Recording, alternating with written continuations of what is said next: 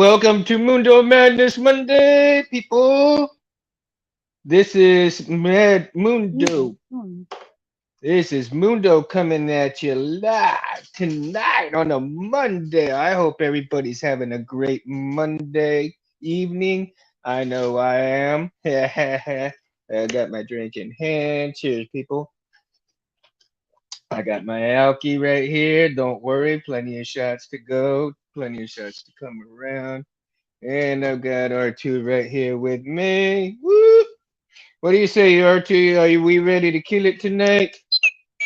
Yeah, we are. Yes, we are. Oh, yes, sir. We're gonna talk about it. Titan, Rudy, what up? Cindy, what up, my man? How you guys doing tonight? How you all doing tonight? I am ready to rock and roll. Okay, R2. Ease. All right. Oh my goodness. R2 is just like super excited tonight.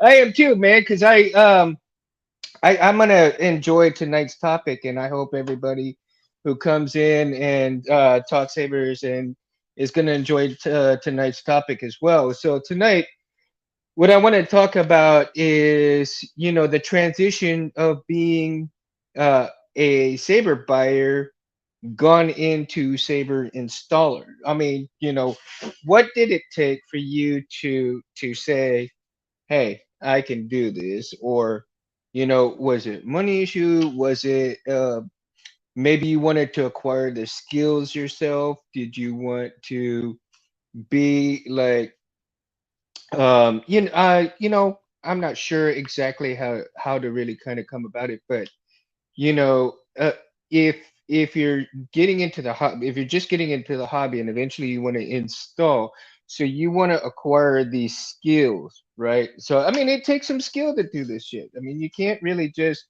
wing it, basically. Titan, it. And I know that some people are getting started out, and some people are way ahead of me, and some people are behind me and all that stuff, and I'm kind of like in the middle here. But uh anyway, what put you guys into the transition of becoming installers compared to being a buyer? Okay, so you bought plenty of sabers, right? And you've kind of figured out how to put, some of your, um, you put it on your sound fonts. You probably started like that, right? You put your sound fonts on there. You got all your sound fonts, and you're happy with your Saber and so forth, right?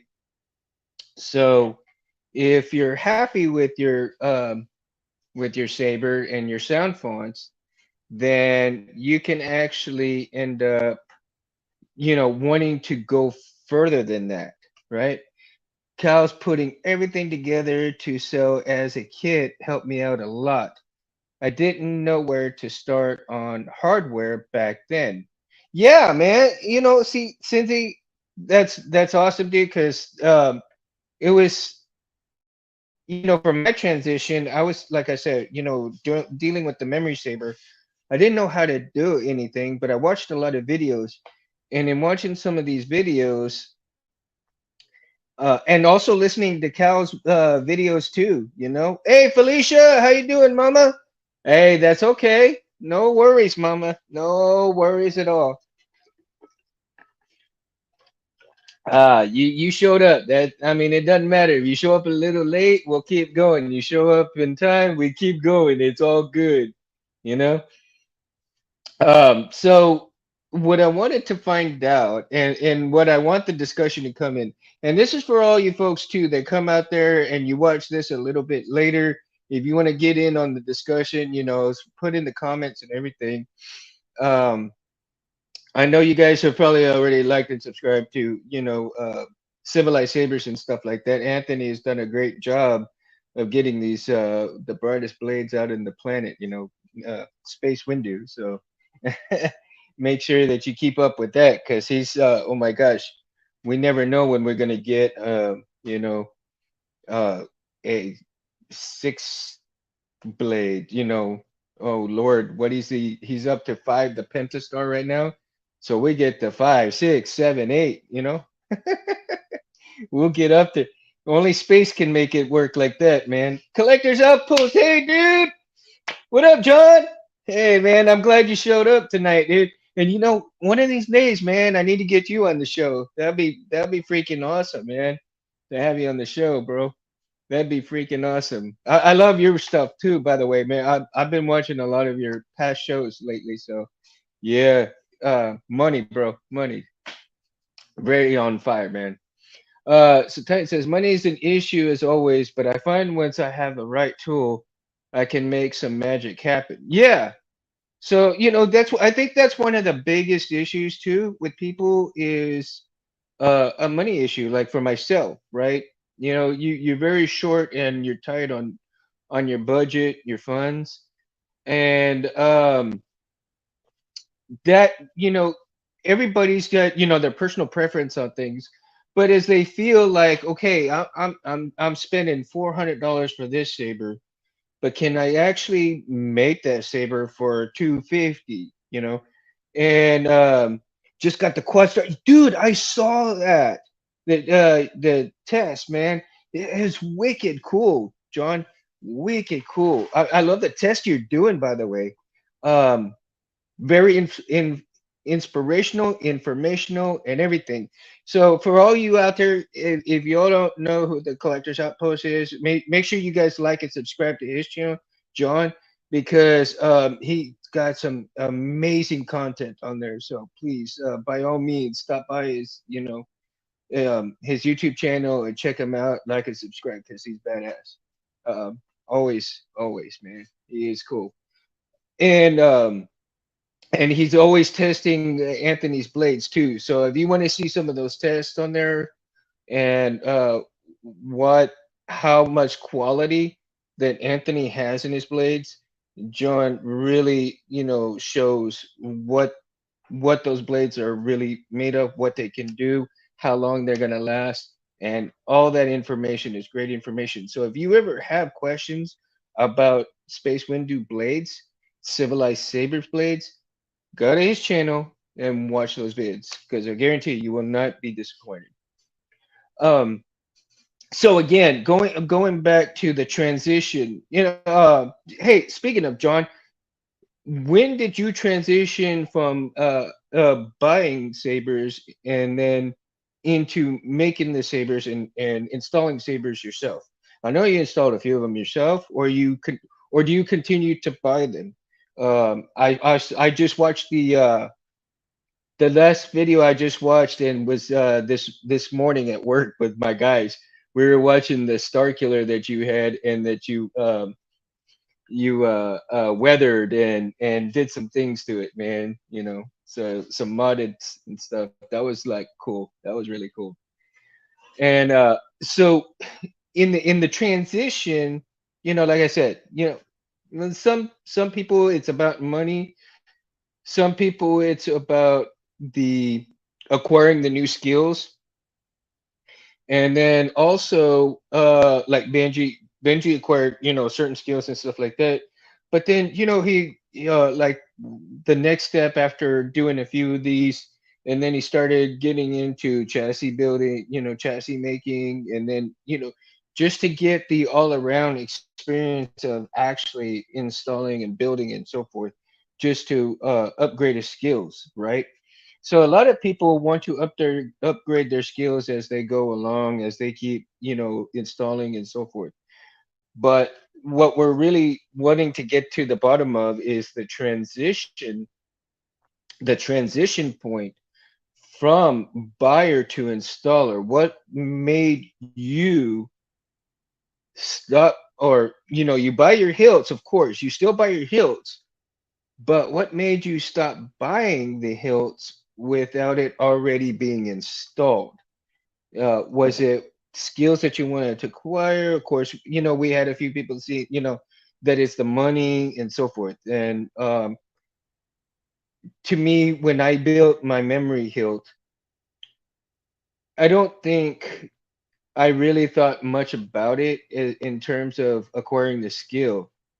the only way that I felt comfortable about uh, you know getting it done was, somebody's, there's a lot of quotes out there, and one of the quotes is, well, you know the best way to get something done is to do it yourself, right? And then that's one of the quotes that I hung out with. And Rudy, thank you for stopping by, man. I love you, man. I love you. Thank you, sir. And so, when I started this journey about my friend, I wanted to make sure that, for me, it was a personal journey to honor his memory, and to have, for myself, to acquire those skills and to do it. I probably watched Rob Petcow's, Mad Cow, his videos probably 100,000 times before I even considered putting two wires together and solder them.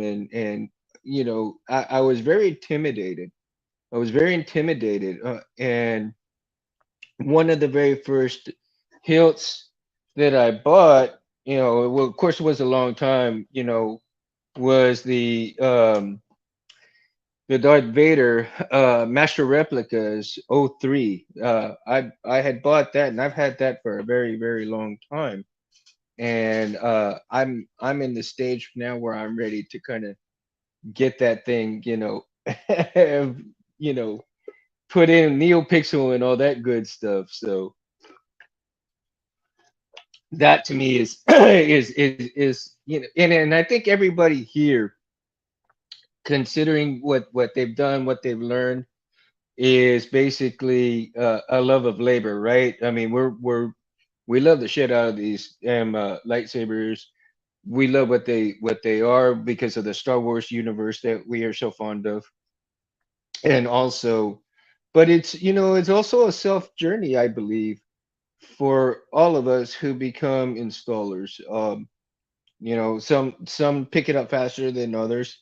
I myself am very slow to learn things, but once I do, I get it, and it won't ever leave me. That's just one. So these skills are very appreciative, and especially for the people who do those videos to get you to where you need to be to install your own Saber, let alone weather it, paint it, all these different customizations. Titan says, I think from now on, I will buy my Saber empty and have them installed, because a lot of times when I get a new Saber, there will be an issue with electronics. Then it's a hassle getting it fixed. Yeah. See, Titan, yeah. And you have to kind of shop around for installers, because, and see, who's very reputable and who's not. That's one of the things. And I think that there's a good point that you brought that up, because if you don't do your homework, if you don't shop around and see who are the good installers, who are the bad installers, who are just kind of like mediocre but want to try to get your money, um, because the reputation is everything, right? I do not consider myself an installer, and by no means at all right now, even though I'm installing, my own Sabers. I want to build up my portfolio. And maybe in time, when I get good enough, then maybe I can consider myself an installer at that point in time.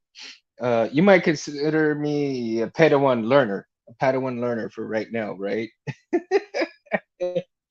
But in the transition for people, and I've seen a lot of videos of people doing their installs, and some of them are really good, uh and the font makers as well, the transition from buying fonts as to making fonts, like BK, and BK put out a great video on learning to uh do everything with the Profi, right? To from step one to the end of programming and all of that stuff for your Profi. You did a wonderful job.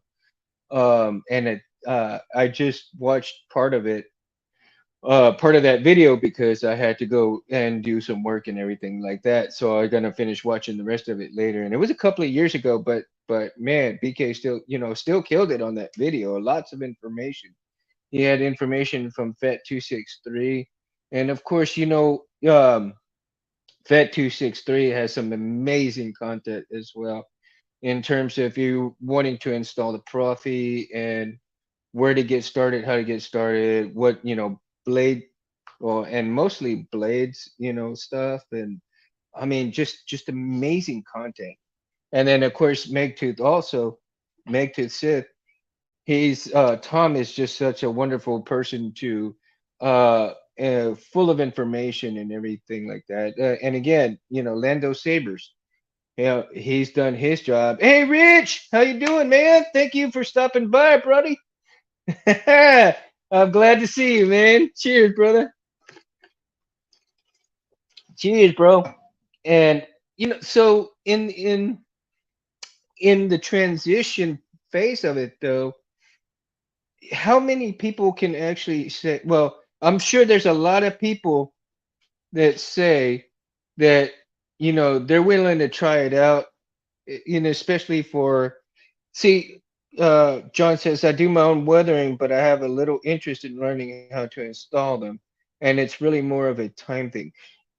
That's a big factor, John. I'm glad you brought that up. Timing is everything as well. I think that's a huge factor that comes into play with the transition as well. In the transition, sometimes you have people that are like, and it takes a while to get, your sabers. Sometimes it takes months, sometimes it takes a year, sometimes it takes less, depending on the companies as well, right? So you may get your saber anywhere from maybe a month to the following year. Who knows? Depending if they're installing it for you or it's an empty. So, thank you, John, so much that you brought that point up, which is a time factor. Time and is very precious commodity in this day and age. And that's what we have. And if you don't, necessarily have time to wait on your sabers, or you don't have time to wait for the install, you go and you buy your saber already installed, so you're not spending as much time getting a saber that's already installed as opposed to installing it yourself and learning the skills and installing yourself. But then on the flip side of the coin, you could learn how to install it and save yourself, like you get an empty, and it'll, let's say you get your empty in 3 weeks. Then you go to the custom saber shop, you buy all your innards, right? You get all your components for the guts on the inside, you build your chassis, you get your speaker, you get your wires, you get your buttons, you get everything all there. Now you got everything in front of you and you go like, okay, Mm, where do I start? It may be a little intimidating at first, but again, to get the skills and acquire the skills, you go and watch some of these videos, you learn from these videos, you go to the forums, you ask questions from the forums, and of course, everybody asks the same old questions too. A lot of people ask the same questions um, on these forums, but if you kind of read through some things, you can actually answer your own questions a lot of times. See, John says many companies today have been starting to push out installed ready to ship rather than waiting months. Yeah, I would agree, John, because a lot of people are getting to the point where they're a little irritated with some of these companies that they tell them, okay, I'll give it to you in a month, and month goes by, you don't get it. There's 2 months that goes by, you don't get it. And I guess because either they're so backed up or they're kind of not wanting to do the install right away. So they're working on other things other than what you want them to work on. So they need to push out today and not 6 months to a year. Yeah, exactly. Yeah. I mean, because it's kind of hard, and for certain installers, and you have to understand that certain installers, um, especially the really good ones, that they take their time to do the quality work to get your lightsaber the way it is. But Jeremy, like Jeremy from Smugglers and Albert, I mean, these guys are crazy, wicked fast on some of their install on a lot of their installs. They print their chassis, they get it going, they knock it out like there's no tomorrow, man. Titan says, I have noticed that many companies have upgraded their chassis like ones John has demoed lately. Yeah, they have. You know why these companies are up in their game on chassis is because they see people like Jeremy Smugglers Outpost, Jeremy and Benji and all the guys there, and even John from Tierflon. All of these guys, are basically running circles around these bigger companies. And yeah, they may have, a lot of bulk stuff. They get a lot of, orders and everything, and the they may not have the people enough to do it, or they work the people to death, and then people call in, they just don't have, the resources for it to get it to you the way that it should have. Uh, and I think some of these companies that actually, if they had their workers a lot happier, and I think their bottom line, their productivity would be, out of the roof, and even some of their uh, customer service. But let's see. I have noticed that many companies have upgraded. Yeah, did my lady? Okay, I'm reading same thing over and over. My eyes keep going like, whoo. That's what happens. Like I said, when you got dyslexia, you see things over and over again. Sometimes when you see them backwards, sometimes. So okay, so back to the transition part though. It's acquiring the skills, acquiring, everything that you want to achieve. Now, John, here's a question for you, bro. Okay. When you were buying when you were buying sabers that were already weathered, JJ, sorry, man. It's Mundo time. Yeah, JJ. Um, John, when you were buying your sabers, and were you buying them already weathered, and did it kind of really irritate you with some of the weathering that they've done? Like it didn't look right, and that's the reasoning that you started weathering your own sabers, or was it a like I want to do this, and I think it would be fun to do this? What really what tipped you over to start weathering your own sabers? Um, that's see, and that's where I'm trying to get at is the transition point from having somebody else do it to you doing it yourself, basically. And like I said, I think tonight's not all the sabers I got were all clean. Yeah, okay. So they were not all clean, and in terms of because they were weathered already, or because you didn't want them to, like they were supposed to be clean and they weren't, and it didn't look right, or how did that go for you? Because um, that's one of the things I'm looking at, and for those that can be watching, here today that are kind of new, or that will be seeing this later on that are new, so that they can kind of understand, like they're not alone, right? They're not alone in this hobby at all. No, no, no. They were all clean, not weathered. Okay. So were some of them not weathered when you asked them to weather it, or like I said, I'm trying to get to the point where what tipped you to start weathering? What really brought you to the point of weathering the sabers yourself? Is I guess where I'm trying to get at. Um, Sometimes I kind of go around the bin asking questions. I just don't ask directly somewhere around the way. But yeah, yeah. So that's one of the things I was trying to get at. Um, but tipping the scales from being a buyer to a maker, or a from a buyer to an installer to a buyer to a weatherer. These are the questions that we're looking at, and what what tipped this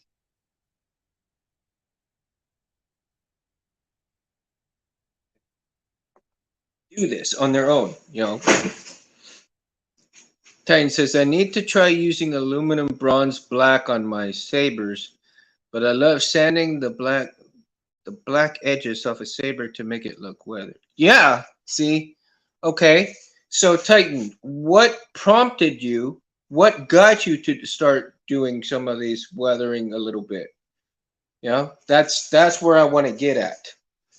So all the Disney stuff and LG come clean as an artist, painter, some dramas, musicians. I'm always trying to take things to the next step. Okay, perfect. See, John, that's what it is. That's where I'm trying to get at. People are always trying to get to that next step, right? Try new things, correct? So, like one of the things I wanted to do was, since I have to reinstall my memory saber. I wanted to try something different with it. Mikey, what up, dude? What up? And so one of the things that I wanted to do, and of course you all know that I'm of course making my own clamp cards, right? And you know, so check this out right here. Let me. There we go. So here's one of the things that I'm doing, right?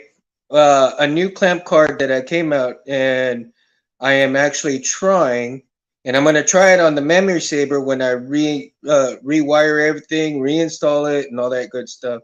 So I'm trying something different, and so this is the beginning of the new upgrades to the saber, right? Uh, Actually being inspired by other people doing weathering. Yeah, Titan, you see, I've been seeing a lot of people doing things, and you know, also I've watched a lot of videos on people weathering even the plastic toys and so forth to make it look like it's metal when it's really not metal. It's absolutely mind-boggling and amazing at the same time. I mean, just oh my God, it's astonishing how I've seen some of these things turn out.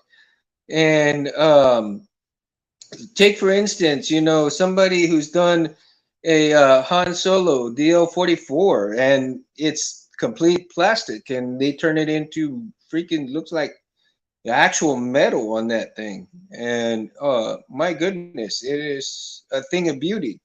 And so for those people, I mean, complete artistic people to make a plastic piece look like metal is unbelievable. And I applaud you guys. And, you know, again, John, yourself as well, man, because yeah, your weathering is just super tight, bro. Super tight. I just weathered my 89 Sabers to look like the master replicas. That was fun. Yeah, it looked awesome, dude. It really looked awesome. And I love the collection you have behind you too, man. It's killer. I really like it. I enjoy it. So eventually all of this up here is gonna have nothing but sabers. I'm hoping one of these days I can move the entertainment center out and just put a built-in behind me that'll look pretty badass. But that's still a long ways off. So, you know, maybe, you know, several years out. Or if I end up acquiring a shed, I can put everything in the shed and make it kind of really deck out the room. And I will once I have it decked out, then I can have a tour of the whole place, you know. But that's going to take some time. So the transition again, yeah, John. So see, that is where the transition was, and Titan for you as well, right? So you were very inspired by other people doing the weathering, and so you took it upon yourself to learn how to weather and to do certain things of weathering. and it just started, and then it snowballed from there, right? So you got the ball rolling, and you said, you know what? Yeah, I can do this. I got this. I got it. I can do it. And that's another thing is that when people find out that they can do it, you know, they always say that the first step is the hardest step to take. And once you take that first step, everything else becomes a little bit easier as you start walking. And once you start walking and you start learning how to move a little faster, you start moving a little faster, you start learning how to run. And when you start learning how to run, the ball is on its way rolling down. So you go from there. So your transition from buying your weathered sabers to weathering it yourself, from buying your installed sabers to installing them yourself, buying chassis to install them yourself, to start making chassis yourself. So, you see, that's where tonight's show is really going, is the transition from where you're at in your skill level as you progress from really enjoying what you're doing, of you, and of course, I think the main focus also, the main focus, John, like you and I and everybody around, the main focus is collecting the sabers, right? I mean, that in itself brings joy to us. I mean, especially, the way they are, each different saber has its own different soul to it, its own different destiny, its own, its own personal magic. And with the magic that comes with each personal saber and each one that you buy, and it's you want to make sure that it brings you joy in everything that you're getting, that you're buying, that you're wanting. Because yes, you can have a bad experience if you do not go through the proper channels of learning where to go, where not to go. Felicia says, I like the greased up look on all the bits, not just the weathering. That's cool. Grimy hopes that makes sense. Yes, Felicia, space is dirty and cold. And, you can make it look pristine like you just made it, and that's cool. But in the end, really, it's going to be dirty. It's going to be dirty. That's why with my memory saber, I keep it here in the garage. I don't worry about nicks and scratches on it, because that to me is natural weathering. It'll naturally weather. It's going to naturally get, scratches, whatever have you will, because in reality, if we were in space, everything would get scratched up and dirty, right? It's not going to be pristine unless you are actually making it right then and there. Or buying it from somebody who made it right then and there. And yeah, I think there are some hills that really need to be in a pristine setting, due to the fact that, like, if you're going to have a shelf queen and somebody just kind of like, okay, I took it and it was brand new, I robbed somebody of it and it's mine, and I'm going to place it where I can see it at all times, right? I'm going to place it where I can see it at all times. No. No. Because we know Jedi, Sith, they were battling. Space, dirty and cold. Anybody who is anybody needs to be tied to the back of the car and drive it around for 2 minutes. Weathering done. There you go, John. I like your thinking, bro. Oh my God, that'd for sure get it going really quick. I mean, 2 minutes? Shoot, I think 30 seconds would be more than sufficient, man. You'd have some major nicks and stuff in there. You definitely have a battle scarred saber, for sure. Felicia says it would seem to me it would be hard when to stop weathering like a painter, when to put down the brush. Yeah, Felicia. Yeah, at times. I mean, I'm pretty sure that people like John. It would take maybe 3 minutes on the back of the car. Rudy. Tight says, I agree, Felicia. Can't just do a little weather. Yeah, that's the thing. And it's all personal preference, too, really, on how much you feel is enough. And a lot of times, if you're like me, you second guess every little freaking thing you do on these sabers, right? Like, it took me. And weathering is easy to overdo. I've heard that, John. I've heard that. But everything is different. Yeah, I've heard that you can overdo stuff and even really make it kind of not too dirty, but just make it like wrong. Like, you know, instead of it being like, dude, that's great, instead of, dude, that's freaking awesome. You know, you've got those differences in there that from great to awesome, and depending on what your level of uh,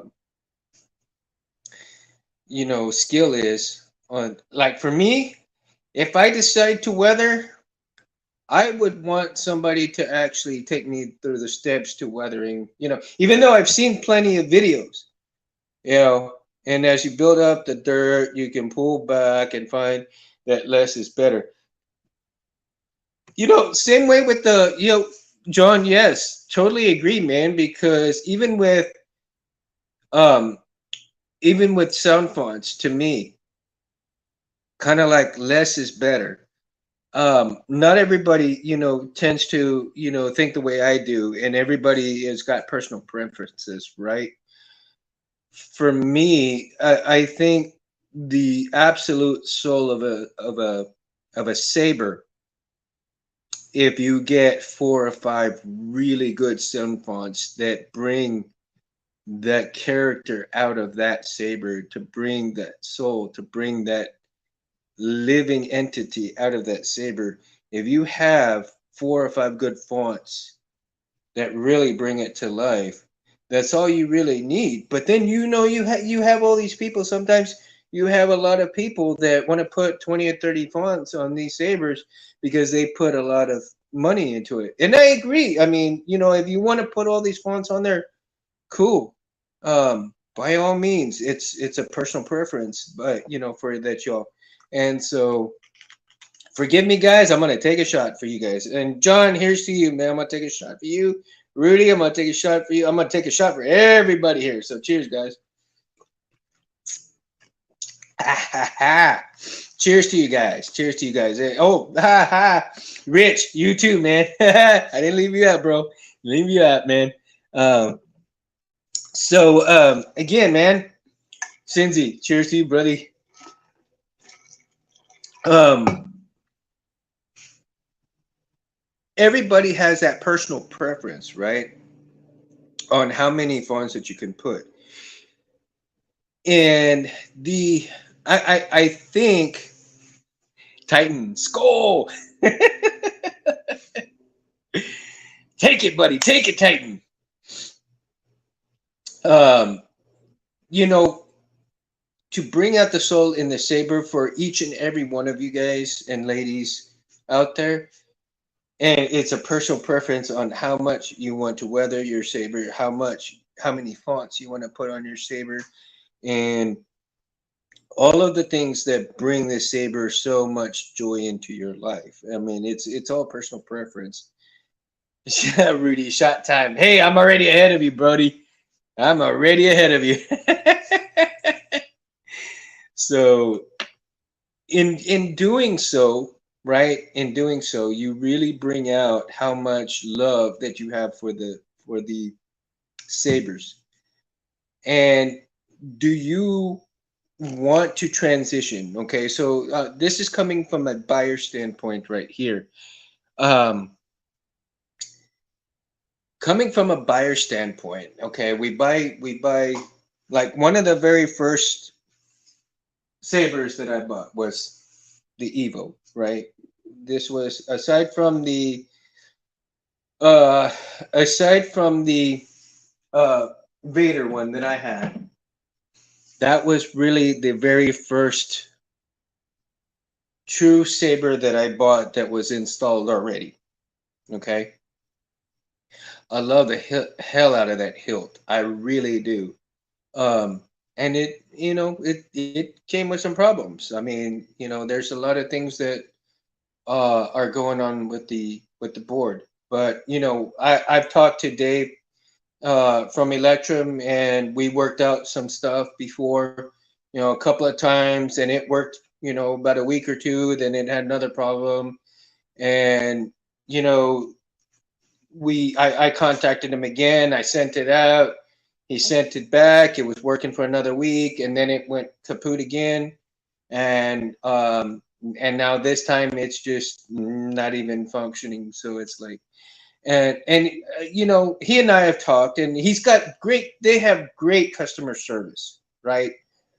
Dave is a great human being for as much stuff as he does, and he has that great customer service by trying to fix what's going on, right? But some of us, like I said, we don't have the funds to keep sending it back over there to get it fixed, only to get it back a week and it's kaputs again, and then we got to go back and forth, back and forth, back and forth. Well, see, there in itself, right there, is another reason I became wanting to install my own lightsabers, right?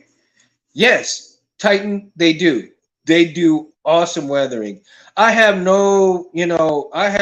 nothing really bad to say about, Electrum.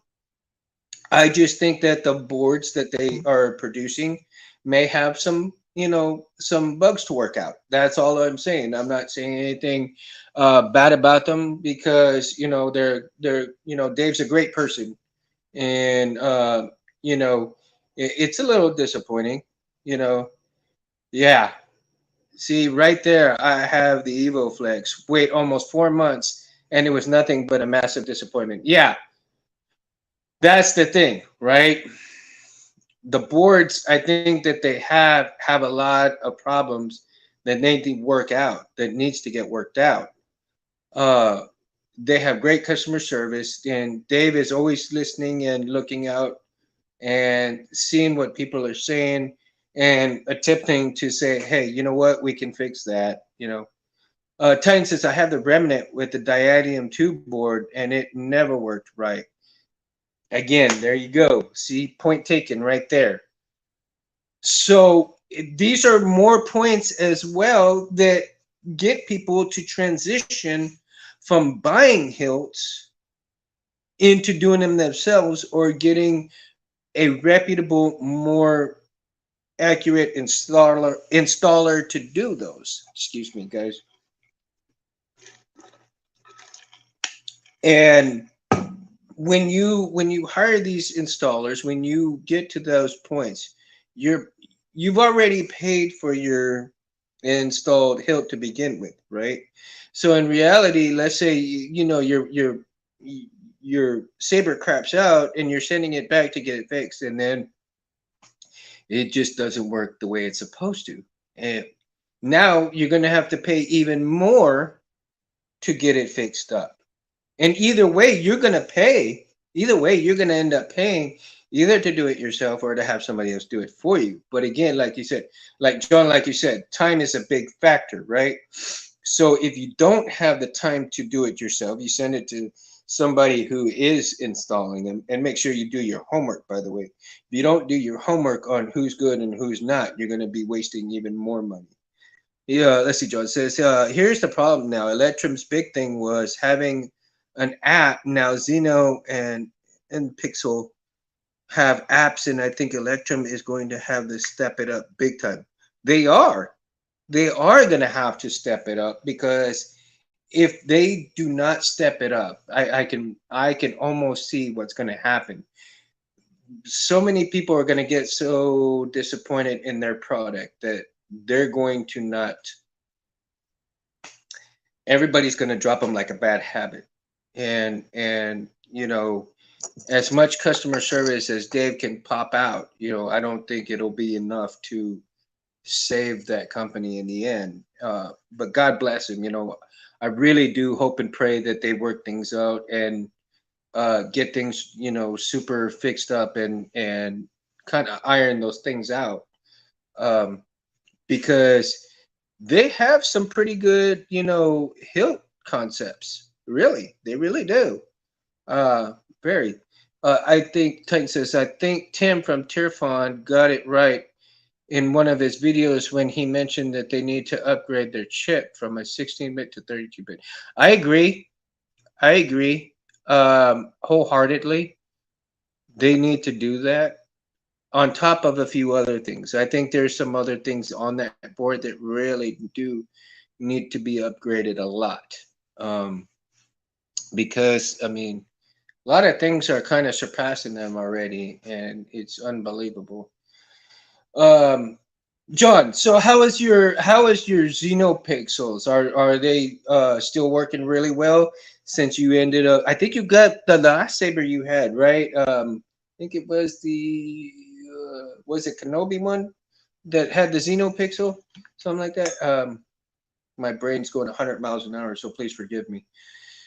Let's see. Since he says 32-bit would help quite a bit and some faster RAM. Of course. Of course. I mean, come on. This day and age, everything needs to be at least a 32-bit. 16-bit, I think, is going to be way too slow for anything that comes out now. 16-bit is like if you want a hilt that you can just practice with and do nothing with, then by all means, let it come. But other than that, I think a 16-bit is just it's going to be obsolete. You know, anything 32 and above is going to be more what we need. I don't think that 16-bit can do all the functions they want out of it. No, I don't think so either, Titan. I really don't. I really don't think that it can do everything. And I think they're trying to push that 16-bit to its very, very max function, and it's really not agreeing with everything on there. I mean, it's just not enough power to run what everything that they're wanting to do. They really need to have that 32-bit, and if they do end up getting the 32-bit, I still think that there's more that they can do on there. I haven't even looked at the board itself, but just like I haven't opened it up and just pulled the chassis out and look at everything. I have not, and eventually I probably will.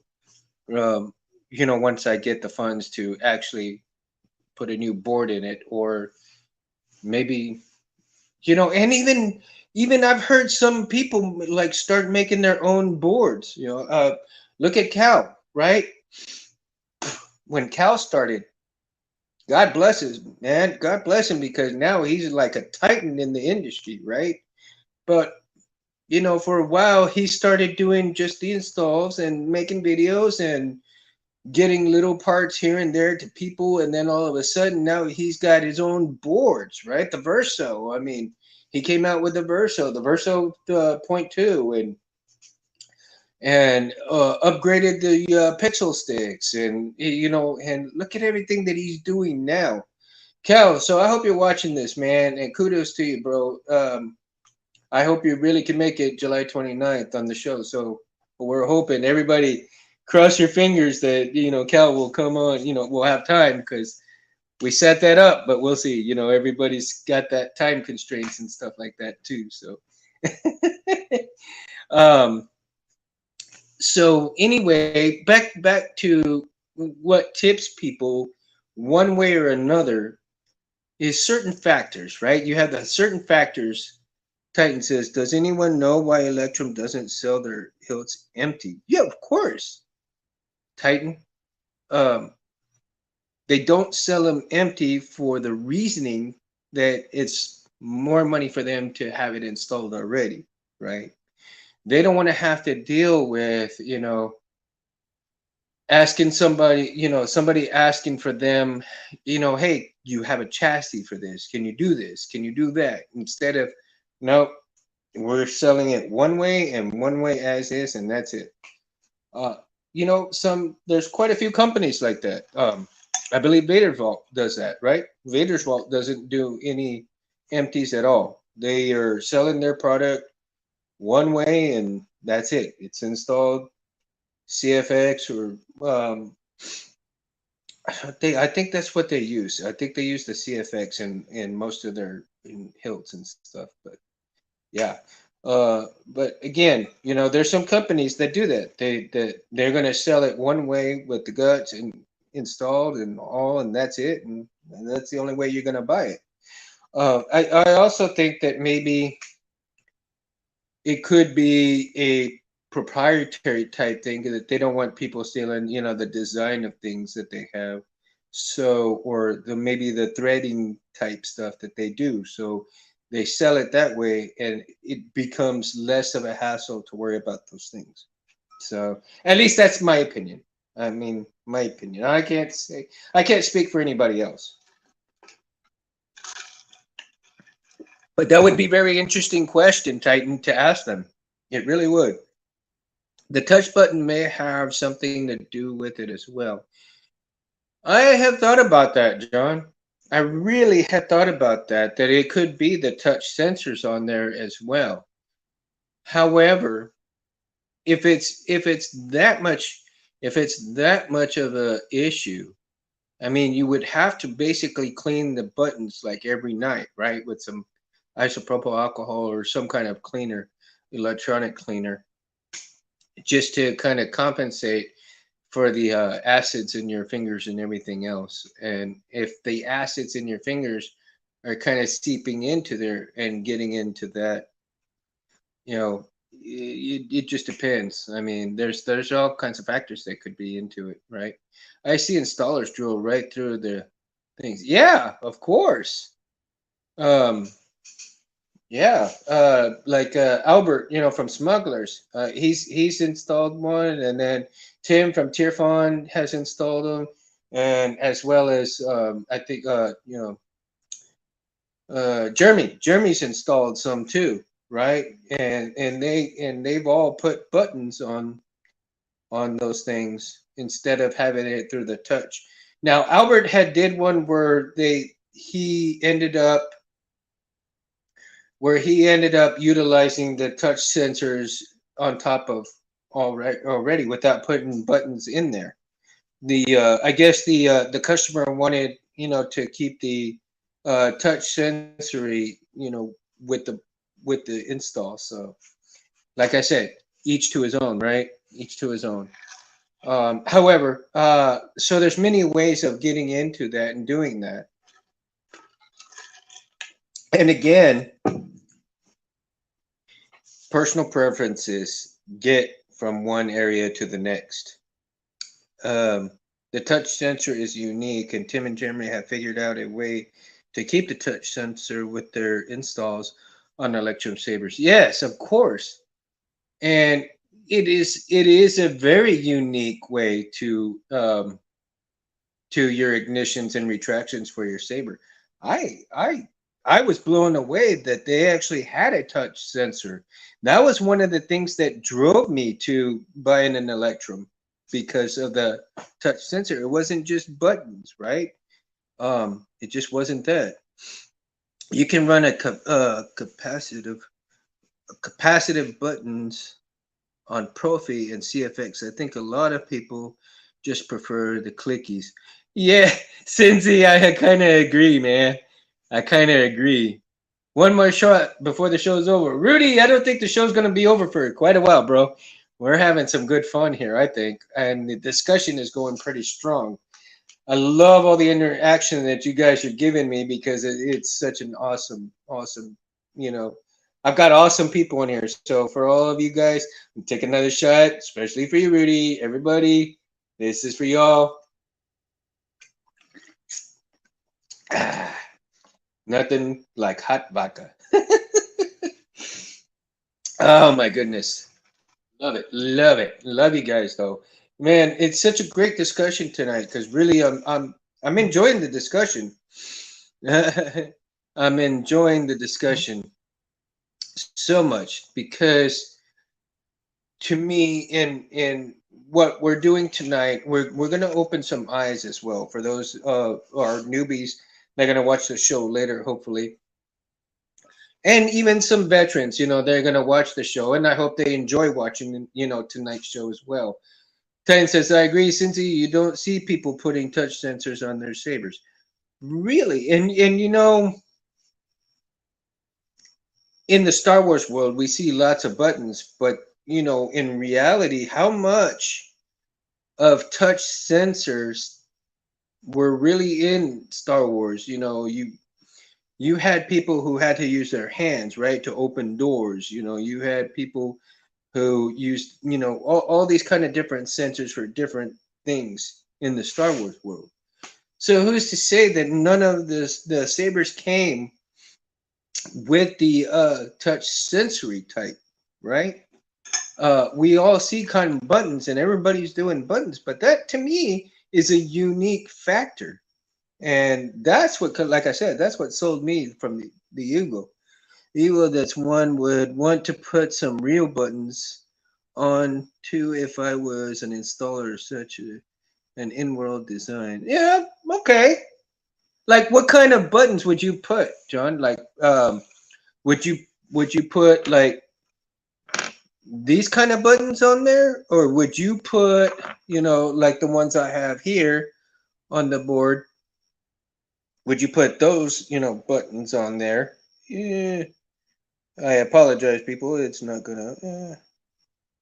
Anyway, you don't want to get in there, but those buttons, and then there's some other, maybe even a slide button, right? A slide button, or just where you up and down, and you have one little clicky button for your auxiliary.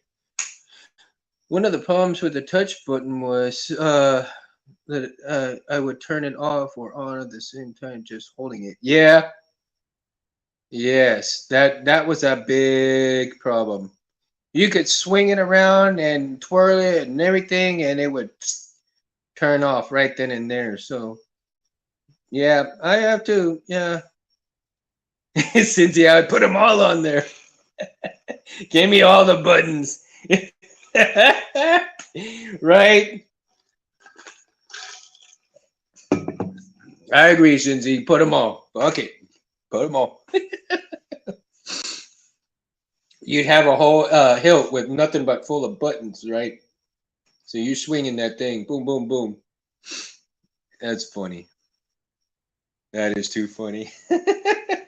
But it'd be interesting to see. Well, I think Space did one where he had them switches, right? That you could switch to different colors on some of his hilts, and then he also had. There was a few other people that I think that had like not just the two buttons, but they had a few others where they could go and do different things with those buttons. Pretty incredible. Keep the design, but just slide it up. There you go. I think that would be an awesome way for that hilt to be done. Is a slide ignition and slide retraction. That would be. I think that would be ideal for that kind of hilt. Honestly, yeah. I want to roll it on my face to set off a blaster effect.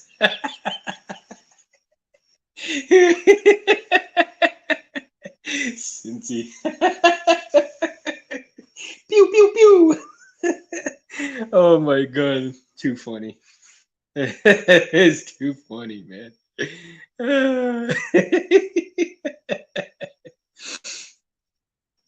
Hilarious, man. Hilarious. So,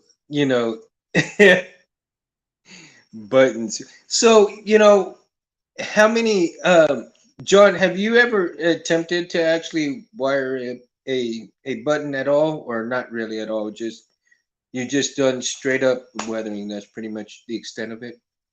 Or have you just dabbled and kind of like done something with the saber? Because I myself, when that Evo really kind of crapped out, and like I said, my friend's memory saver was, no, I've just had to fix stuff. Yeah, some things that probably popped off, or you kind of figured out how to kind of tweak it a little bit. Um, with my friend's memory saver, and like I said, my transition into doing it myself, as opposed to getting it done, was really a matter of true Jedi honoring his memory, but at the same time, put a wire back on and change the speaker. Yeah, see, that's where some people start. You start out small. I mean, um, that has a lot to do with it, with some of the transitions, because when you just do like a wire change, a wire change, or even just a speaker change, you're like, okay, that was pretty simple. I mean, I can move to the next step. I can do that. I can do, wire this up to this part. And then you go from there, right? Titan goes, oh my God, the speaker changes. Ugh. I take it you blast out your speakers quite a bit, Titan. Huh? You blast them out quite a bit. That's what I'm getting here. How many have you actually changed out, bro? Huh? Oh my gosh. I bet quite a bit. I believe probably quite a bit. um, so going back to the transition, right? Of just you're doing small stuff and you see these installers doing small. So let's say you go and you get an installer to install a speaker for you because you don't know how to do it, right? Yes, I have about 3 to 4 sabers that need new speakers. Yeah. I kind of figured you blasted them out, but hey, that's part of the fun, right? As loud as you can get it, swing that son bitch. Let's get the party started. um, so going to the transition, when you start with the wire and you start with the speaker, but because let's say you're so intimidated, you don't know what to do on how to get the speaker in there, and let alone wire the speaker, let alone put solder 2 wires together. So you send it off to an installer to get the speaker put in. You get it back, and you paid, let's say you paid $40, right, to get it, the speaker done. Now I'm not saying it's $40, but I'm just saying let's just be, per hearsay, a price on giving an installer, that he has to take it apart, put all new wire in it, get the speaker, whatever the speaker costs, and then put it all back together, right? So the time that it takes to get the parts, to get the wires soldered together, to put it all back together, just because of the speaker. It's not just the thing. And then you have some of these installers that may not care what they do to your Saber. Okay, they're going to take out the bad speaker. They're going to just whoop, whoop, real quick, put the new speaker in, and that's the end of it. And don't care whether maybe there's a faulty wire in there or not. They're just going to put it right back in and then send it right back to you for that, right? Probably take them about 10 minutes. All right, he's done. Get on to the next one, send it out. Quick, easy, $40 for a 2-minute job, right? Then you have those installers that, okay, I'm going to take it apart. I'm going to make sure that these wires are still pliable, make sure they still have coherency, make sure, um, that they are good to where I don't have to change them out. But let's say, the installer takes it out and notices that there's a wire that is sticking out that could be a potential for a saber wheel, right? And so the installer takes it apart, gets a brand new wire, takes that brand new wire, solders it up together, puts the new speaker onto the wires, and there you go. Then he sends it off. Probably takes him 30 minutes to get it all done. Whereas opposed to that other guy that took 2 minutes to replace that speaker and send it back. So you have those that really take, love what they do and want to take care of the people that they're taking care of. You have other installers that really just, okay, give me your money, I'll do it for you, no problem. Yeah, blah, blah, blah. All right. You got those that care and those that don't.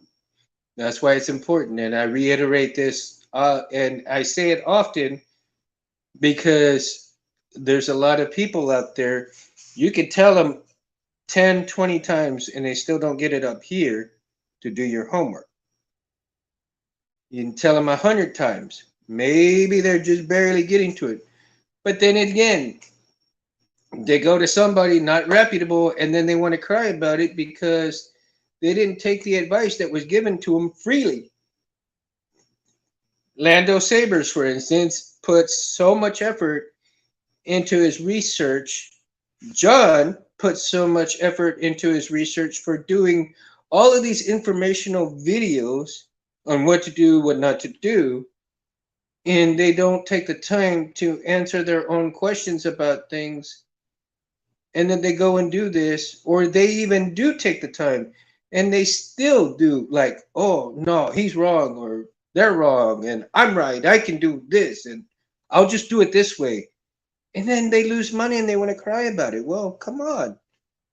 If you had listened in the first place, or even did your homework in the first place, or even watched videos, ask questions on the forums, or even just look at the forums, and you can answer your own questions.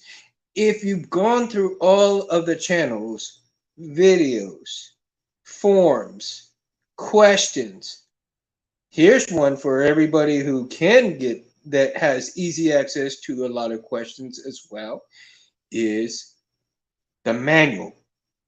Now, if you're like me and you have a hard time reading, you're dyslexic, you have a hard time, take it slow.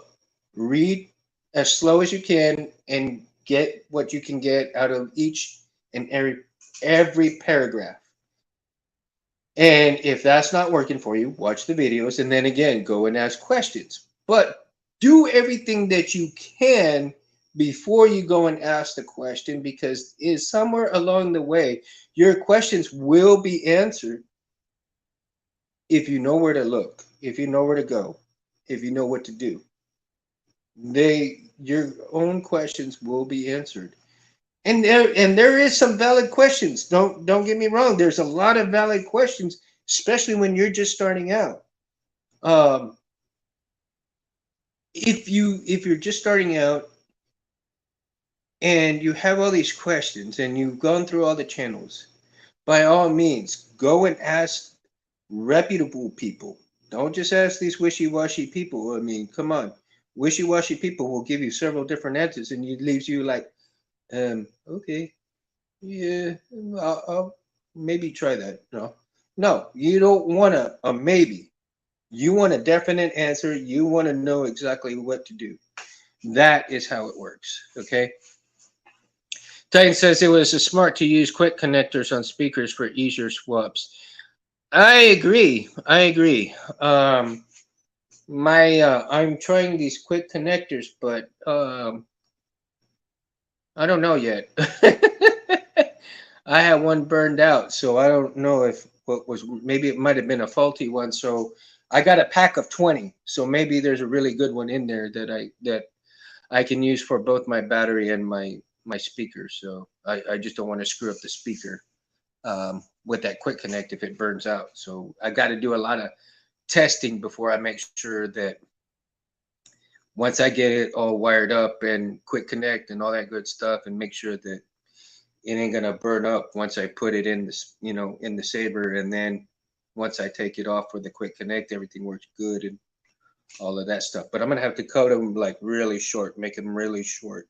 That's one of the things that really kind of scares me. The shorter it is, it's quicker to fire, get a fire going in there. So, but you wire it up right, you might not have anything to worry about. But at the same time, it's something new in my book. When I had it wired up, it was perfect, and I didn't have to worry about any fire or anything. But now that I'm trying these quick connects at them, whew, You know, it's a little overwhelming here. Speakers are low power, so the quick connection should be fine. I would be careful with the battery though. Cincy, that's the thing. Yeah, the speakers for the quick connect are good. It was the battery that kind of burned up. So, but I wanted to do where I could do a quick connect both with the battery and the speaker at the same time. You know what I mean? Um, my thought processes were, okay, I'm gonna have the quick connect with the speaker, but because the speaker is with the battery, right? The speaker is with the battery. Now, let me show you guys. I got this right here, so I'm gonna open it up, and I've got this piece right here, right? So this piece right here, this back piece holds the battery. So to give you guys an idea of what's going on here. So pommel, right? Here's my 26650, right? And the speaker's right there. So all of this together is all together. And I wanted to do, and I'm gonna have to, I know that I'm gonna have to shorten these up eventually, but this to me right here was so that I could hook it up aside a little far away from the main body itself. So in case it did kind of start any firing in the wiring or whatever, I can quickly connect it and get it away from there. You know, I mean, you know, throw it whatever I have to do to get it not burning or anything. So that was one of the whole points, is to have the quick connect. Let's say there was something going on with the Saber, like, you know, whatever was going on, I could quickly take the part off and undo everything, slide everything out, and there's no power to the rest of the Saber. That was my whole thought process, is to do something a little bit quick and easy and a little bit, so putting it back in here, right? So it just slides right up in there, and then the pommel goes right into there, and it doesn't move pretty much. If you could see the anything, it really doesn't move any of the battery or anything. And surprisingly, the battery itself moves very little in here. I mean, you can hear a little bit of it, but I mean, it's once I get it all tight with everything, and the other half of the Saber that goes on here, it's pretty much solid in there. Hey, Chet, how you doing, man? Thanks for stopping by, bro. Yeah, man, glad you made it. Glad you made it, dude. So that was, you know, that's another thing that my thought processes were, is to try something new on the memory saber, since it was already shorting out somewhere and wanted to rewire it. That was one of the things that was trying to do for the saber itself, was to do a quick connect. Now it may end up being where I might have to do that quick connect for just the speaker itself. By the way, the speaker that's in here now, is a Smuggler's Outpost speaker. So yeah, and it's loud as hell, man. Oh my god, I about gave myself a heart attack with it. When I fired that board up, and oh my god, it just like out of nowhere, that thing was. I wasn't expecting it that loud, and geez, I about gave myself a heart attack when it came on. Hello there. But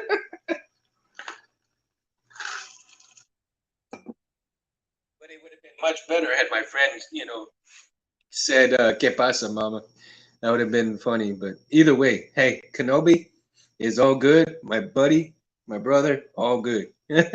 Either way would have been cool. And but you know, transitioning to doing those quick connects, trying something different with the clamp card, right? Um, I'm not sure.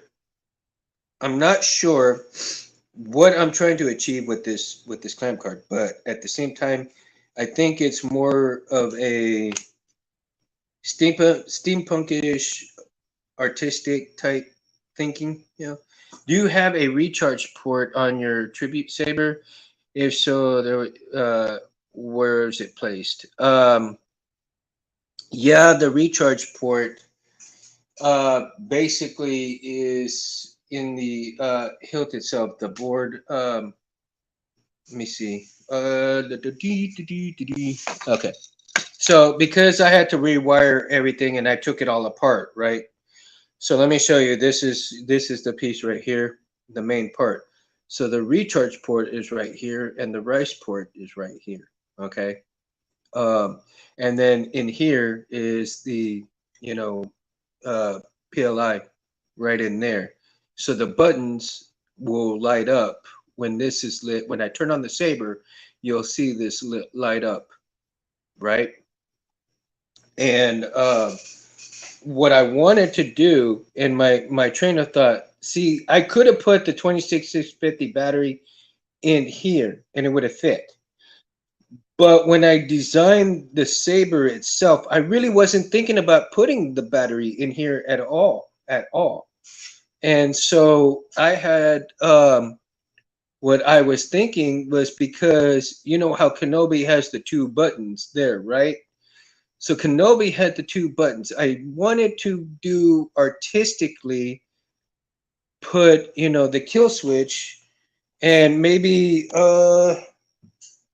just a minute here. Do the kill key, and maybe get a eventually I'd like to do is get one of those jacks. I would really need to find somebody to see if they could get a jack like this and make it acrylic, right? So, and with a flat surface, so that it'll shorten everything up. So if you see that, a flat jack, acrylic jack, or maybe even the um, plastic jack that will fit right in here, and it'll have a flat bottom to it. It'll have a flat bottom to it, so it won't stick out, right? Because if you look at the kill key goes in there and it looks fantastic, right? So if I can get a jack with something similar, plastic that'll go in there with a flat surface, it'll really make it pop, right? It'll really make it pop. So that was the concept of my thinking uh, before. So, but with this kind of jack, it I noticed that when I first did this, to do the rice stuff, it had a potential to short. It's simply because when I put it in, I saw the little zit, and that kind of prompted me to not use this anymore to the rice port. So what I would have to do is to make sure that power is off before I even put the rice in there, and then plug the Saber back in, make sure that then I turn on the power and do it that way, because otherwise it'd probably short everything out. So, but if I had, the plastic in here and then turned it off, power off, then put the rice on there when I'm gonna do the rice stuff, it'll pretty much work out that way, right? And of course, I've got the chassis from Albert, right? Smuggler's Outpost. He really did an awesome job for the chassis on the board that will go in here, right? It'll sit right up in there, and it'll be tight once I get it. Oh, Rich, cool. That would be awesome, dude. That'd be awesome. Let me know. Text me and let me know what you can do. That'd be kind of cool, man, so that I can kind of not leave these open, and that'd be kind of like sweet, dude. That'd be sweet. So that's all my train of thought right there in terms of getting things. Well, you know what? Let me show you also how I kind of did the PLI that goes in there, right? And it's kind of funny because I had to modify. I actually had to cut out part of a circuit board, and I made this little cutout right here. So the circuit board that I had when I was measuring the PLI and get the wires in there, and I stick the wires down in there, and then kind of rock it into place, and then you can see how it kind of widens it up right there, right? So it's not just falling through the crack. And then get the wires and you stick it right up in here and you shove it down in there and it'll sit between the two holes down in there that are got the screws, right? So it just sits right up on top. But there's no metal touching since I've got that circuit board right there that protects it. Now, the thing that I had to worry about was the buttons that were on top in my first reiteration of the clamp card. And let me see, where did I put that other clamp card? Because let me see. Think. Oh, okay. So here we go. This was the first one, right? This is the first one that I did. And you can see the buttons right there. So I was always cautious because anything right here, and I made it super tight, but if any of these little parts in here from the buttons touched it, that would be really, really detrimental. And I think maybe that may have played a part in what was going on with the Saber. I'm not sure yet. But I will find out when I rewire everything and put the new buttons. So with the new buttons like this, right, there's not going to be any metal whatsoever touching any of this inside here. All the buttons are going to be up on top, so I don't have to worry about any of that. And all of these wires here are going to go right into that little hole and down underneath to fit with all the rest of the wires that'll come out, right? So there's my train of thought right there for the new improved memory saber. Damn, it's getting hot in here. So yeah, but again, I could have bought a Saber already installed with his voice on it. So I could have paid somebody to do it, right? But for me, as a person honoring his memory, as a person interested, yeah, thanks, Chet. I really appreciate that, man. And as somebody who wanted to acquire some new skills, what better way to honor his memory was than to do it myself. That the family and friends that we have, for me to show them what I have accomplished in his honor, in his name, with his voice, with the Saber. And thanks God, thanks be to God for the TCSS, man, because TCSS really made it easier for me to pick things out instead of going to somebody and explaining what I wanted to achieve, how I wanted to achieve it. And I kind of used their Saber builder to kind of get the look that I wanted. And I pretty much, achieved that with their Saber builder and then went from there. And as time went by, and because, funds and time, right? So John, with the time factor put into it, it took me a whole year to figure out what kind of design I wanted. I was looking at everything. Oh my God. I would take days to decide, the pommel, or days to decide the body, how, if I wanted the body, would I wanted the body that way. I mean, I went through all kinds of different scenarios and all different kinds of designs, and it just kept taking me further and further, past the time that I really wanted to make the design. So I spent a whole year going and agonizing piece by piece of the Saber until I got what I wanted. Rich said I would make it a flat end, and you can glue a metal greebly to the end to look like Obi-Wan. um, yeah, I mean that might work. I don't know. I'd have to kind of check it out, man. Send me some pics of things, or kind of show me what you're looking at, right? I'm visual. I'm a real big visual person, so uh, and then Chet say, Rich, play with the resin printer, correct? Yeah. Chet, thank you so much. Yeah, it's gonna look nice. I'm hoping it's gonna look nice. Um, so with the second button here, right, you're not gonna see the wires come over it on the second button, because the second button right here is just gonna have the wires go straight into the hole. Sorry guys. So the wires are just gonna fall off and go straight into the hole right there. So you're gonna see a lot less wire on this button than you will see on this one right here. Um, and that's artistically a design that I wanted to do. Now, I could drill behind it. I could drill some really small holes behind that and have it run underneath. But I'd rather have it run to the front like that, because I think it kind of looks a little bit cool like that. All right.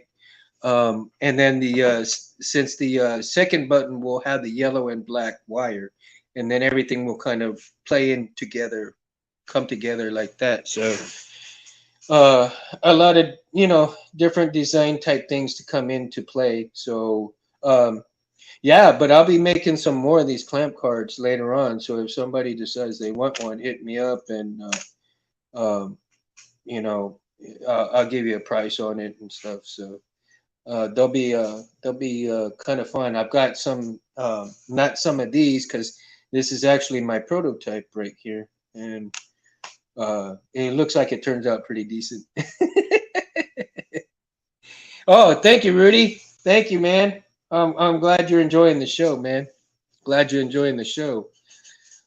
And so, again, going back to the title, the transition of, uh, check. Okay, so since you showed up, man, I've got, if you noticed what's been going on with the show right now, the discussion that we're having. From what point, what brought you over the point from buying an already installed saber to installing your sabers? Okay, that's what the show is pretty much about. Was it a money factor? Was it a time factor? Was it a bad experience of buying a saber? What brought you to the point of installing your own sabers type stuff? Or even just even weathering your own saber. I mean, things that you're doing on your own to your own saber instead of having somebody else do it for you. So that pretty much is the gist of the show right there. I want to. I find this kind of interesting. So and people's insight, right? And I would. So in getting with the transition that people have, right? Getting to the bottom line, there's several factors that people have, or even common denominators that people have, that bring them over that edge of wanting to install, wanting to weather, wanting to do their own stuff to their own sabers instead of outsourcing, getting a saber bought and done and so forth. So that's what I'm looking for in tonight's episode of Saber Talk. It'd be interesting to see in uh, different opinions, and different people have different ways of doing things in different situations. So I want to bring to light the kind of situations that people can run into, and what brings them over the edge to do their own stuff instead of just buying and buying and buying. Because we're all here, we're all collectors. That's our main priority, right? Collecting the sabers, whether they be installed already or they do them ourselves. But we collect the hilts nonetheless. But I want to know. Let's see. I bought a SF and it was just okay. And then I saw Darth Alice's Ignited Redeemer, and I was hooked. See, yeah. And at one point, did you think to yourself like, hey, if these guys can do it, I can too. I just need to learn how to do it and do it. Or how did it go? right? What was your plan of action? It was a little bit of all of the above for me, but mostly because I wanted to finish my Jedi training and build my own saber. Yeah, Cindy. See, that's how I feel too. Also, because I don't know, my opinion. It there's something more to doing and building it yourself as opposed to just buying it, right? And especially if you buy it and something goes wonky with it. Uh, and I know like Jedi Arms Dealer has done such an amazing job on a lot of his hilts with Anthony, Space Windu, and Harris and Gabe, and all of these guys, and Will Ailing. I mean, oh my God, all of these installers and builders. It makes you wonder what they. Yeah, it feels more special. Exactly. See, and you wonder what they went through, what happened that they decided to go down this route instead of just buying and started doing it themselves.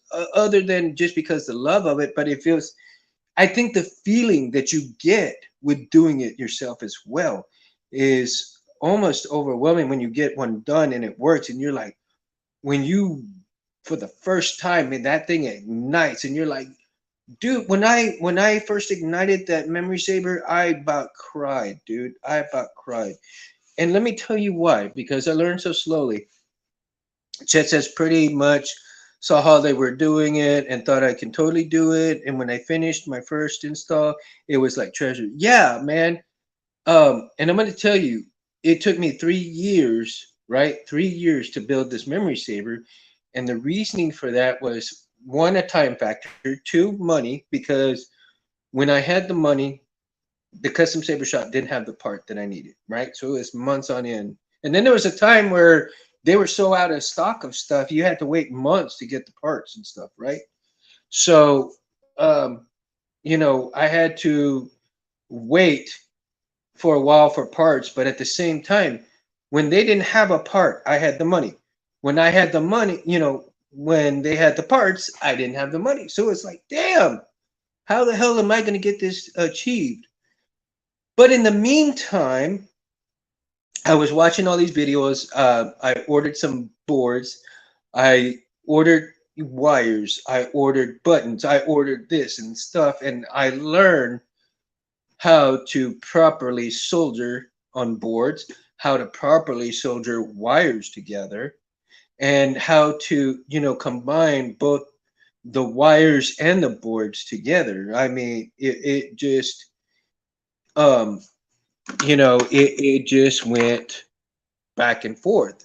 So I'll show you one of my boards like this. It's one of my early deals of getting and learning how to do it, right? So um, I taught myself how to do that. Watched the videos on how to properly solder wires, learn the different gauges of wires. So now, I mean, I can touch wire and okay, I can know it's 30 gauge. If I touch a different one, okay, that's 24 gauge or 22 gauge, just from certain feels of how they feel. I mean, it's kind of cool actually, but at the same time, it was a little nerve wracking because watching all these different videos and looking at the forums and saying, okay, and the different charts, and I'm like, seeing charts is like having to put a puzzle together in your brain for me because I'm seeing, okay, you can do 22 or 2 times 24 and this and that. And like,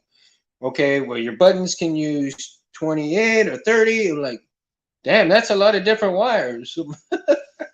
So I'm like, okay, well, got to learn this stuff. So, I learn it. And most of the time when I wire my buttons, I'm using, a 26 gauge wires. Sometimes I'll go to, a 28, just depending if I have room. If I don't have the room for the 26, I'll go to the 28. And if need be, I'll go down to, 30 if need be. But I find that the 30 gauge is very, very brittle. I mean, even if you get the PATFE, it's kind of, brittle. I mean, it very easily breaks if you put too much pressure onto it. And, well, it doesn't take much either. So, Mundo, you stated installing a good time, lots of help. You're learning from the best. Space, JD, and Harris. Yeah, man. I've really learned a lot from these guys, and I really thank God for these guys, because if I do get stuck really so bad, I can email or call Harris uh and JAD and Space, and they're right there to help me, man. And it's good to have people like that that you can count on and say, hey, dude, I'm stuck on this. What are your thoughts on how to go about it, right? Um, for instance, on the F-16 hilt, I'm using the 12 millimeter speaker. I mean, speakers. Oh my God, my brain is, like I said, my brain is going 100 miles an hour, right? The 12 millimeter buttons, right? And these require the what's recommended from the custom saber shop is the variable resistors, right? The variable resistors, and these are, I am really having a hard time fitting into the small chassis, and I'm using the chassis set up from Smuggler's Outpost, right? I got it from Albert, and Albert is awesome too, because I can text Albert or email Albert, hey, I'm having a problem, with doing a wire here. How would you go about doing it? And or is this wire correct to this? What I'm doing, is that correct? And he'll tell me. He'll say, yeah, man, that's the way to do it right there. Or you need to shorten the wire up here and then do this. So he'll put me on the proper, on the proper way to do things. And I almost had this complete, but I had to take everything apart because the way I had wired the resistors in there, there wasn't enough room, and it was. I hate the F-16. I thought I would like it, but not so much, Rich. Hey, that's okay though, man. That's okay.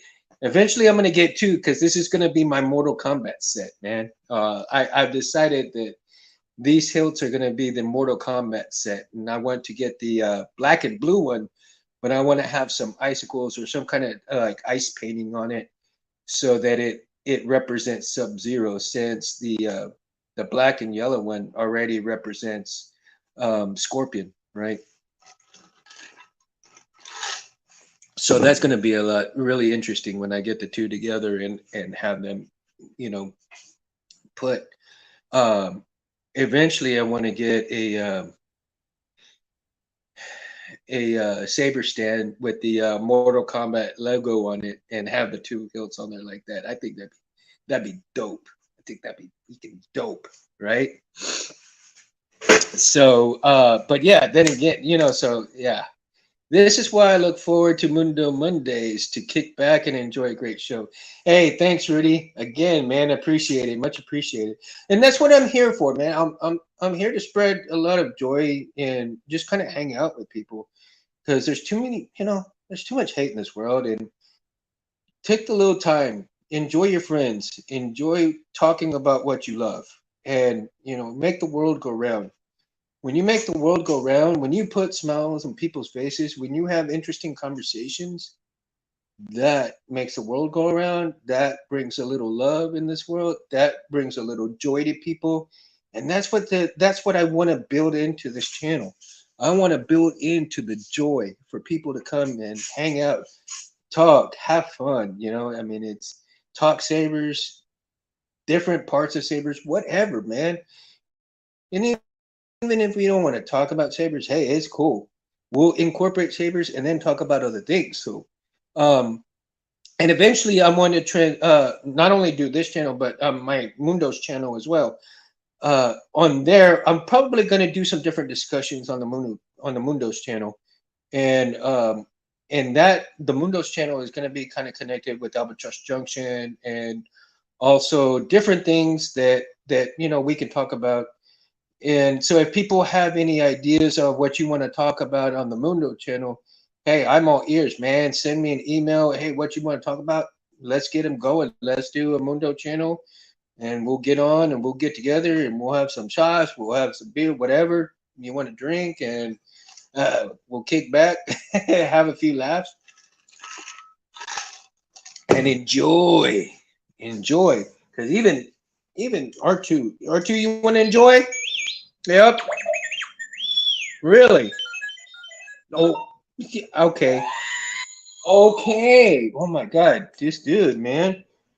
He says he even wants some specialty oil for shots. Man, spoiled droid. I tell you, he's a right. He's a spoiled droid, man. Can't help it.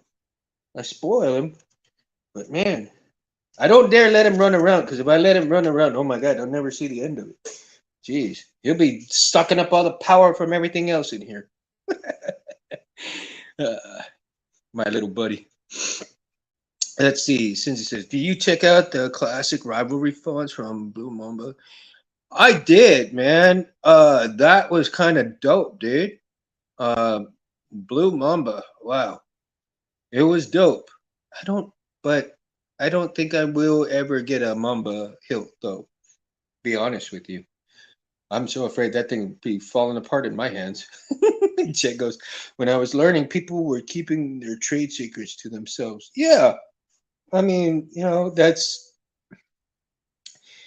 not a whole lot of people wanted to give up what secrets there were, honestly. And at some point in time, you really can't blame them because with people, certain companies that I'm not going to even mention on here because they're really not worth mentioning.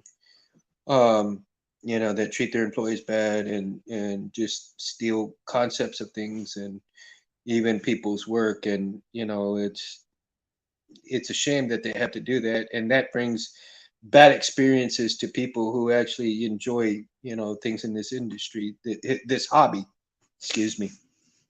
So it really puts a bad taste in things like that, and then you've got all these scammers that come out and try to give you a cheap hilt, that they put all these expensive hilts in their pictures and in their website, and you can get this for this much, and like, no, man. And you know that saying that goes, if it looks too good to be true, it probably is. There you go. So don't buy into that hype, right? Don't buy into that hype. Make sure make sure you get to the reputable people. And again, um or even just, go back and do the transition, learn it yourself, build it yourself. Find out how it feels. And again, like John from Collector's Outpost, he's weathering his own sabers instead of sending it out. And he's an artist, and you know that's part of the artistic flow that he has, is to weather the sabers. And again, he does an amazing job of showcasing all the different sabers that he has, what he likes about him, what he doesn't like about him, and all the things that could go wrong with him, maybe all the things that are good with him, the company that he bought from. uh a lot of great information. So again, there is so much great information out there that you can acquire and start your transition from being a buyer to an installer yourself. For me, I've bought one.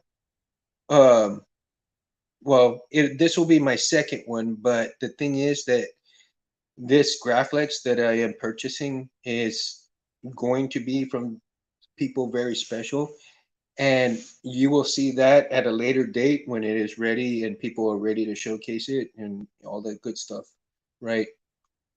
um these are people that I highly trust, and I'm sure you might figure out who they are already because I've been talking about them in here. But I wouldn't trust a whole lot of people to do something like this. um and because I'm very intimidated of doing something this great myself, I'm not to that point yet. I know where my limits are, what I can do, what I can't do. And that's another thing, that start small. Don't be like me. What I did was I tried to run instead of crawl, and I went backwards. I had to go backwards. Yeah, crawl on your hands and knees and then build myself up. And then I got to the point where I got to where the memory saber was working. So I learned a lot, but I rushed a lot of things, and I should have done a little bit slower. So But there was the transition of me having the funds to do it, me having the time to do it, and the resources where to get things and the components. So all of those factors bring in where your transition goes from being a buyer to an installer yourself. And again, let me reiterate, for those of us who feel special, it is special when we build it. Um, when we build those sabers and we light them up for the first time, you can't beat that feeling. That is, I mean, it is exponentially endorphin load. You are out of this world, dopamine in your brain going 100 miles an hour because it is pure joy when you get to fire those sabers. And you know, even when I fire up any saber and I get, oh my God, dude, it's just like, ooh. Now let's get the movie going. Let's get the saber fights going, and it's gonna be kicking. It's gonna be kicking. So with this, I'm gonna go ahead and I'm gonna bid you guys a farewell, good night. Mundo going to be out, and I am going to come up with another topic for next Mundo Monday, and I hope you guys have a great week. Um, I'm gonna see. I'm gonna pull some kind of great, great topic out of my ass. But you know, again, I'm hoping some guests will come on. We'll have some good fun with the guests and stuff, and I'll be sending some emails out to people to come out, and you know, if they can, it'd be great. And if they can't, hey, it's all good. Much love, you know, until we can. It's all good. So from here on out, Mundo out, Mundo out. Peace. Love you guys. Here we pour whiskey.